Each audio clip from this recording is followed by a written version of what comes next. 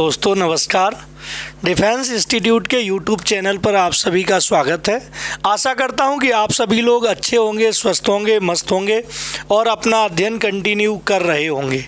Yes, और परीक्षा के दिन बहुत नज़दीक आ गई है। परीक्षा दिन बराबर कम होते चले जा रहे हैं, इसलिए आप लोगों को अपनी पढ़ाई को और बढ़ा देना चाहिए। ठीक है, क्योंकि समय कम हो रहा है तो पढ़ाई को और गति देने के लिए थोड़ी पढ़ाई का समय आप लोगों को बढ़ा देना चाहिए। आज हम एसएससी जीडी का प्रैक्टिस सेट नंबर 10 लेके आए हैं। आज हम आप लोगों को 10 प्रैक्टिस सेट नंबर 10 आपको कंप्लीट कराएंगे। ठीक है, तो दोस्तों चलिए आइए देखते हैं प्रैक्टिस सेट नंबर 10 को हम लोग क्या करेंगे, कंप्लीट करेंगे। ठीक है, यस, देखते हैं। दिया है नीचे दिए गए वाक्यांश के लिए एक शब्द दिए गए विकल्पों से चुनिए। जिस भूमि लिखा है जिस भूमि में कुछ उत्पन्न ना होता हो, ऐसी भूमि जिस भूमि में कुछ भी उत्पन्न ना होता हो उसे क्या हम उजड़ भूमि कहेंगे? अरे नहीं भैया, ये तो उजड़ और गंवार वाली बात जो है ये तो हमारे समझ में नहीं आती। उजड़ और गंवार तो नहीं होगा। अरे वीरान भूमि, अरे वीरान भूमि भी नहीं होती है।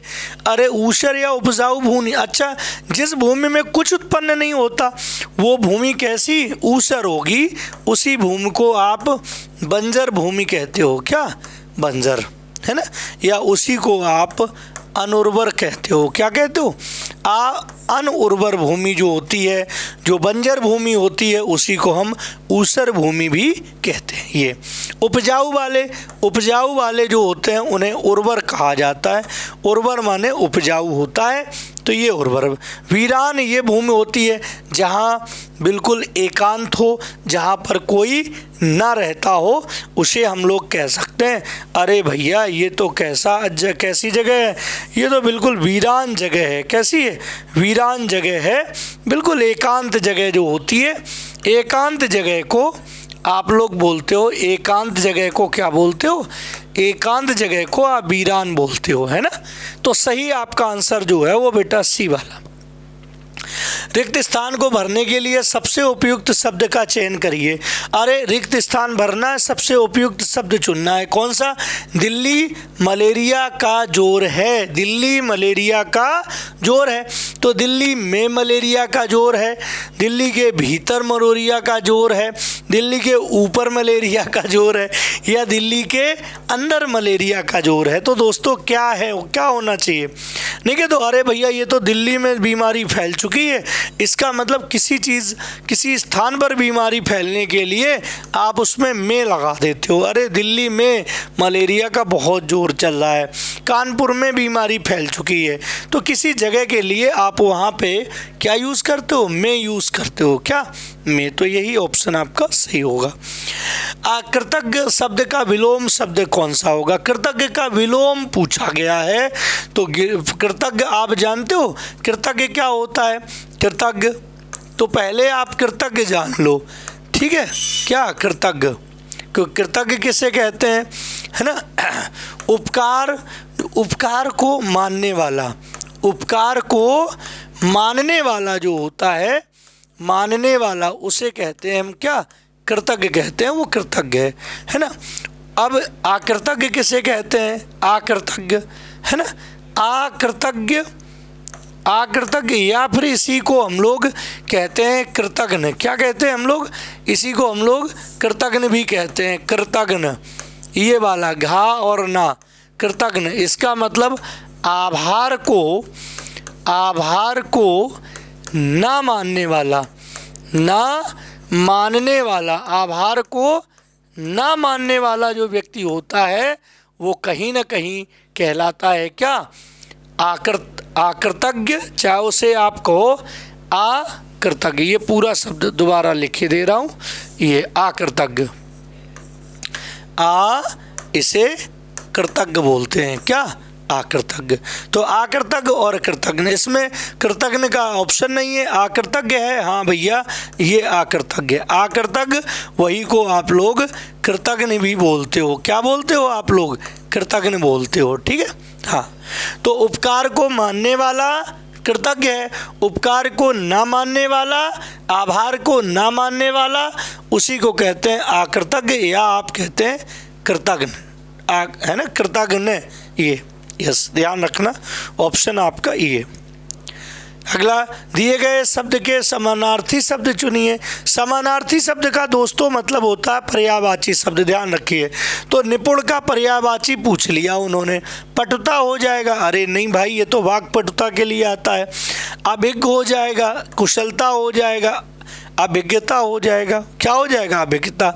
अभिज्ञता तो कर तो देते, यदि यहाँ पे दिया होता, यदि यहाँ पे निपुणता दिया होता तो हम अभिज्ञता भी कर देते, लेकिन यहाँ निपुणता, यहाँ तो विशेषण दिया गया है।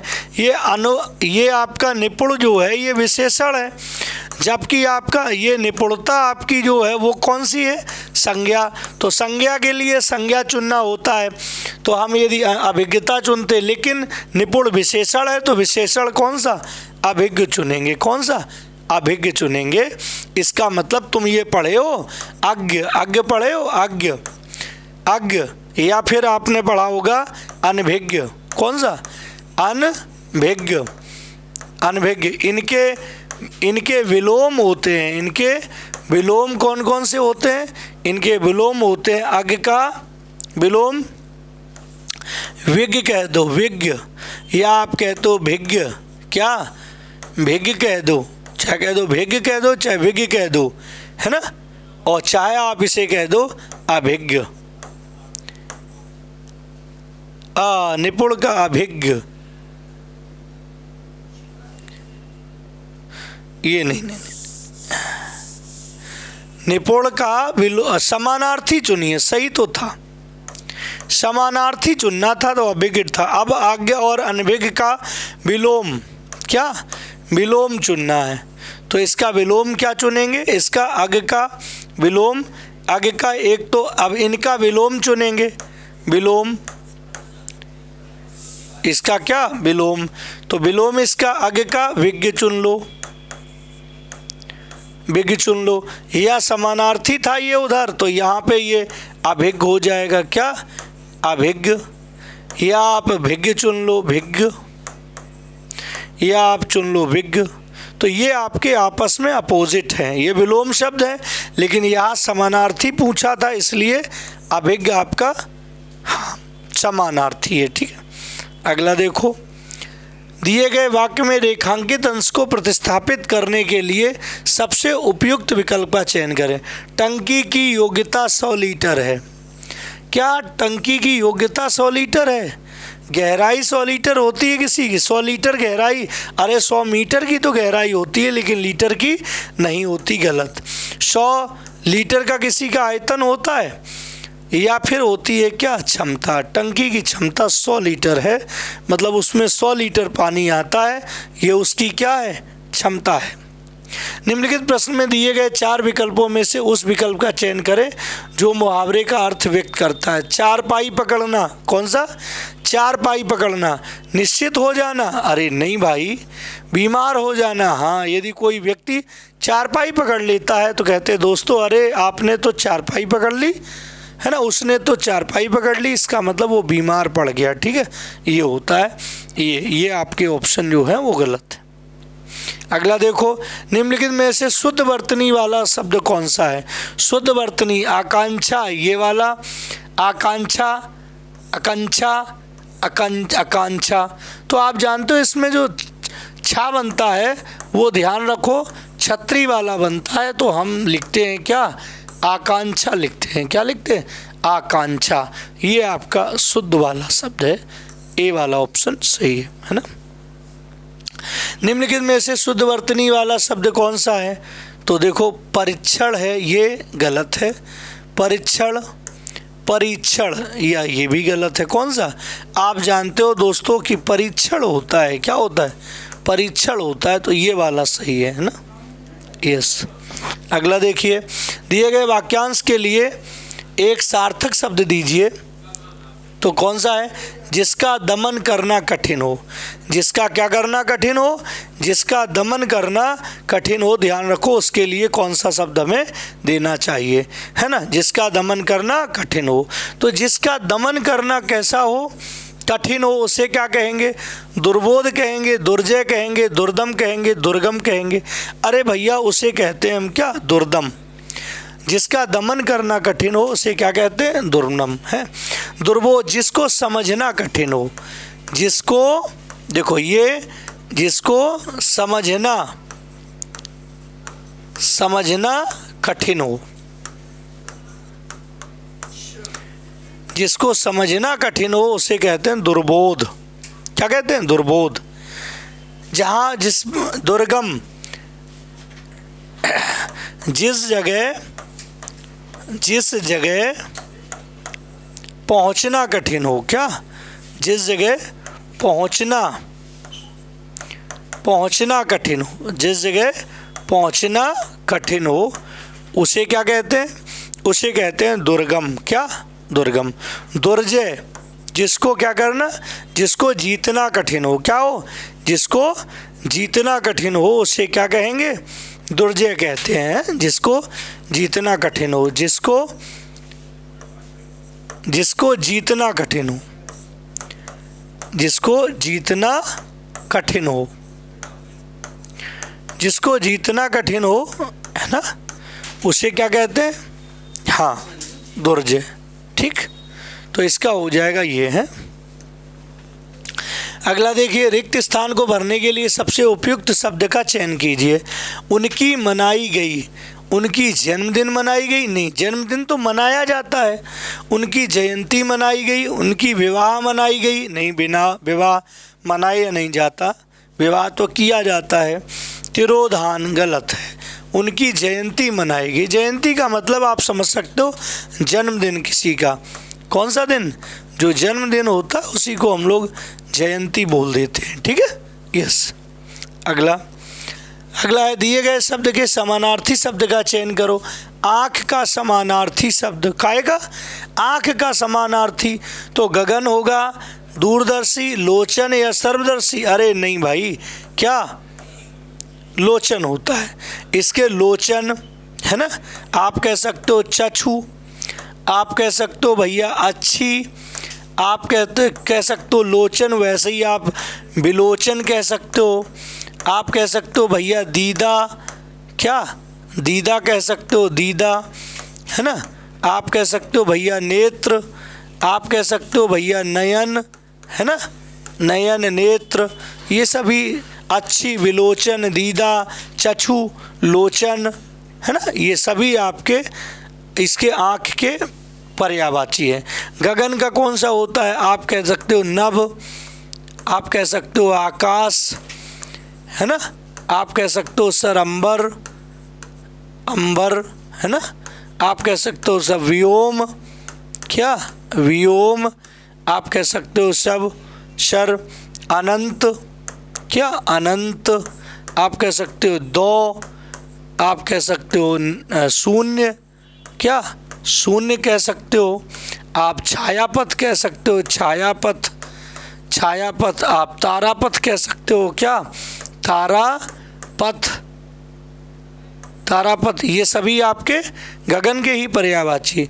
दूरदर्शी, जो दूर की सोचता हो, जो दूर की सोचता हो, जो दूर की सोचता हो उसे क्या कहते हैं? सोचता हो, उसे दूरदर्शी कहेंगे। सर्वदर्शी, सब कुछ देख, सर्वदर्शी, सब कुछ देखने वाला। सर्वदर्शी क्या होता है? सब कुछ देखने वाला, सब कुछ देखने वाला, देखने वाला, सब कुछ देखने वाला जो होता है उसे कहते हैं सर्वदर्शी, है ना।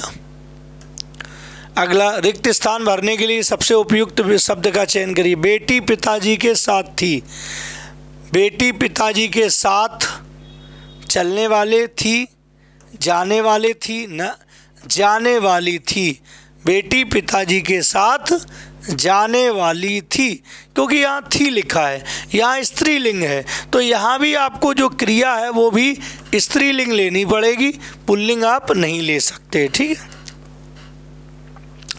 गांधी जी ने अहिंसा के मार्ग का पालन कर अंग्रेजों को भारत से भगा दिए तो भगा दिए नहीं, ये तो गलत ही हो गया, ये गलत है।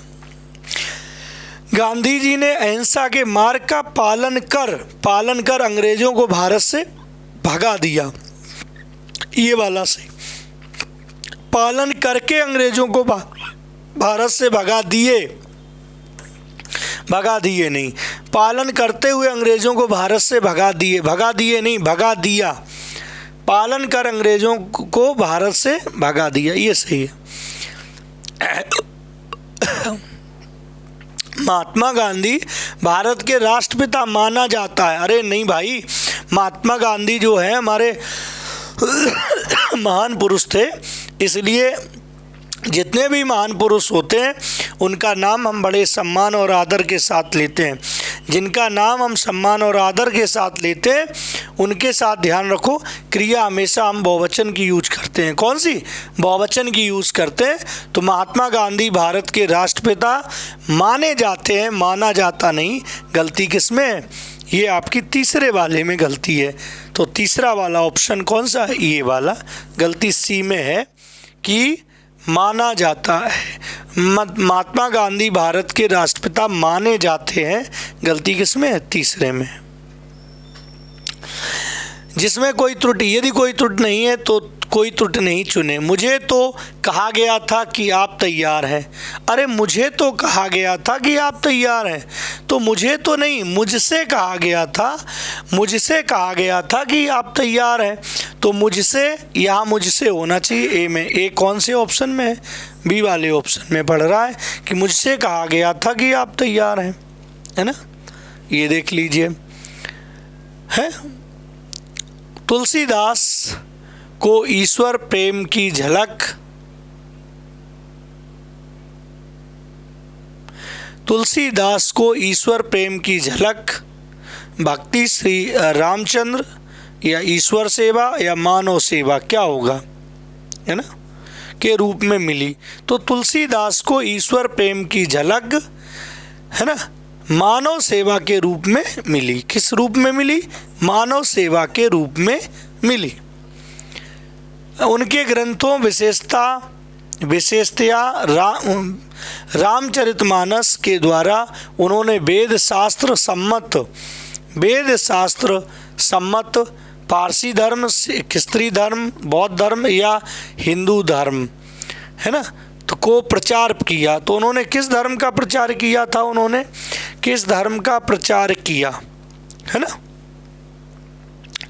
तो आपने हिंदू धर्म का प्रचार किया। कौन सा? हिंदू धर्म का उन्होंने प्रचार किया। तो ऑप्शन कौन सा? डी, है ना। उसके बाद प्रचार किया, हमारी का आधार ही वेद शास्त्र स्मृति आदि ग्रंथ है। हमारी काहे का? हमारी संस्कृति का आधार। काहे का? हमारी संस्कृति का आधार ही कौन है? वेद शास्त्र हैं। वेद शास्त्र स्मृति ग्रंथ आदि हैं। तुलसीदास ने उस संस्कृति के पक्ष की रक्षा की, उस संस्कृति के राजनीतिक और धार्मिक शैक्षणिक पक्ष की, भौतिक और राजनीतिक पक्ष की, आध्यात्मिक और सामाजिक पक्ष की, शैक्षणिक और आर्थिक। तो यहाँ सामाजिक है, यहाँ पे क्या है? सामाजिक। तो आध्यात्मिक और सामाजिक पक्ष की रक्षा की, है ना। अगला है संस्कृत के आध्यात्मिक और सामाजिक पक्ष की रक्षा की और हमारे सामने कई आदर्श प्रस्तुत किए। उन्होंने श्री रामचंद्र जैसे आदर्श जीवन द्वारा हमारी पारिवारिक स्थापना की सत्य और पौरुष की प्रेरणा दी। पारिवारिक सुख शांति या पारिवारिक सुख शांति की स्थापना की, उन्नति की स्थापना की। तो क्या हो सकता है? सुख शांति की स्थापना की। तो ये आपका जो है वो आपका सही ऑप्शन होगा, थर्ड, है ना। तो दोस्तों आपके ये जो है सारे आपके 20 क्वेश्चन जो है वो आपके सॉल्व हो गए, ठीक है। और आपका यहीं तक, और है ना, जय हिंद। और यहीं पे आज का ओवर करते हैं।